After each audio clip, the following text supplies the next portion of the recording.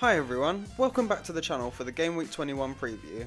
3 weeks and no returns for Erling Haaland, which is practically a lifetime in FPL, and it's officially sent the community into a bit of a meltdown. But are we actually at the point where we can take the armband off him? It's the question everyone's asking, and honestly, I think it's always a risk to go against him. But while everyone's obsessing over Haaland, I think they're missing some massive value opening elsewhere, especially with Chelsea and their upcoming fixtures. There's a really short turnaround with the next deadline being at 6:30 PM tomorrow, so make sure you don't miss out. I'm James, he's Patrick, now let's get into it. Let's jump straight into the teams to target, and Man City are back at the top of the list. They host Brighton, and despite back-to-back draws, City's numbers at home are still the best in the league. Then it's Newcastle, they've won their last 2 matches and face Leeds and Wolves next. Everton are third, they got battered by Brentford last time out, but looks like a hiccup more than a trend, so we're expecting them to get back to their defensive best over these fixtures. Then we've got Tottenham, whose next 3 fixtures look great, even with their rocky form, and Chelsea, who looked really good against Man City, and the fixtures get better and better over this period. Now, let's look at the players to target, and we will start in goal. Jordan Pickford is still the standout this week. He's the second highest scoring goalkeeper, and wouldn't be a surprise if he moved to the top after the next few games.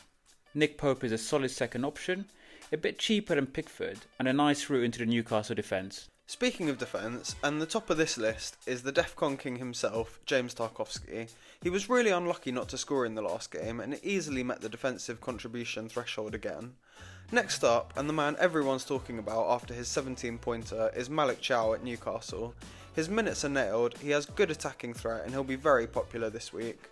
The third best pick for us is Mickey van der Ven. He picked up another attacking return last time out, and with the fixtures improving, he could haul again sooner rather than later.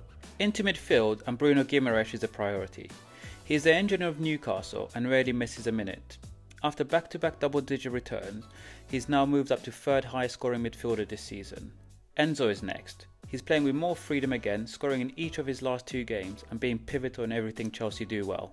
The third player on this list is Jack Grealish, and he's already become a talisman for Everton. He's picked up 6 assists so far this season and is by far the most lively player in the Everton attack. For the strikers, Haaland is still the main man despite his goal drought. With the upcoming fixtures, he surely won't stay quiet for much longer, but the person you wanted to talk about, Patrick, is Delap. Yeah, he only played about 30 minutes after coming on for João Pedro, but he played like a man possessed. His aggression reminded me of Diego Costa. He made a clear statement to the future manager with his impressive display, and I'll be keeping a close eye on him. Captaincy is tough this week. Haaland stays top, even with the temptation to go against. West Ham managed over 2 expected goals against Brighton not long ago, so Haaland should get chances at the Etihad against the same opposition. Cunha and Bruno seem like genuine alternatives though. They both scored and battered Haaland's points last time out, and they both have an even better fixture than the Norwegian this time, but it's always a risk going against him. Before we get to our team reveals, let's quickly recap how our teams did in Game Week 20.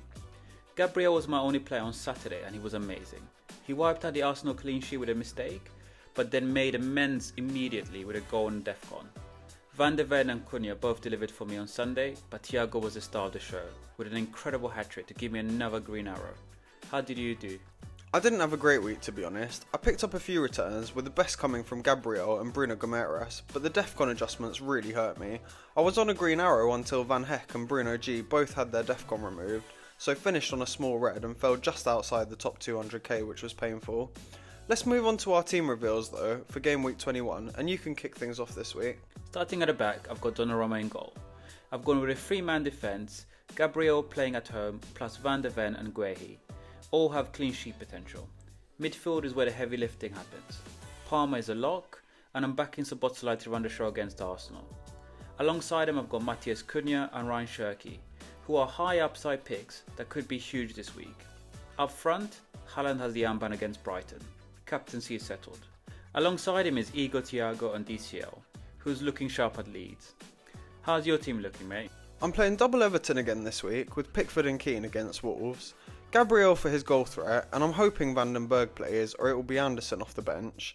In midfield, it's Foden, Saka, Gomeras, Wilson and my new signing Enzo, who's actually my only asset playing away from home this week.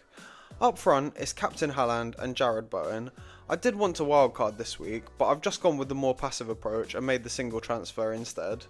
And that's all for the Game Week 21 preview. Like the video and subscribe if you find this helpful.